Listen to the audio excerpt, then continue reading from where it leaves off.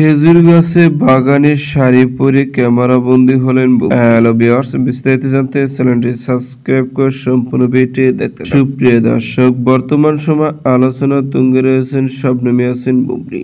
একের পর এক ইস্যু নিয়ে আলোচনায় আসেন তিনি। কখনো নিত্য নতুন লুক নিয়ে ক্যামেরার সামনে হাজির হওয়া, ফটো নিয়ে, কখনো বা ব্যক্তিগত জীবন। কিন্তু বর্তমান সময় শবনম ইয়াসমিন বুবলীকে একটু বেশি অ্যাক্টিভ থাকতে দেখা যাচ্ছে বিভিন্ন প্রোগ্রামে ও ফটো। আর সেই ফটোশুটের ফটো নিয়ে বেশ আলোচনার মধ্যে রয়েছেন শবনম ইয়াসমিন বুবলী। ঠিকই তেমনি এরই মধ্যে আবারও একটি ফটো নিয়ে বেশ আলোচনায় এসেছেন শবনম ইয়াসমিন বুবলী। সামাজিক যোগাযোগের মাধ্যমে একটি ফটো গ্রুপ যে ফটোতে শবনম ইয়াসমিন বুবলীকে দেখা যাচ্ছে খেজুরি গাছের বাগানে শাড়ি পরে মিষ্টি হেসে ক্যামেরা বন্দী হয়েছেন তিনি। কিমাইবি হাসি মুগ্ধ করার শাড়িতে দূরদূরান্ত লোকে দেখা যাচ্ছে তাকে। আর এই ফটোটি বর্তমানে সোশ্যাল মিডিয়া এদিকে জানা গেছে শবনম ঈদ উল ফিতরে পিনিক ও জুংলি নামে একটি সিনেমা মুক্তি পাবে, যে সিনেমাতে শবনম বুবলীকে একদম ভিন্ন স্টাইলে ভিন্ন লোকে ক্যামেরার সামনে হাজির হতে দেখা যায়। কেননা বিভিন্ন সাক্ষাৎকারে শবনম বুবলী জানায় এই সিনেমা ভিন্ন ভিন্ন চরিত্রে তাকে দেখা যায়। এদিকে জানা গেছে শবনম বুবলী নাকি গোপনে আরো বেশ কয়েকটি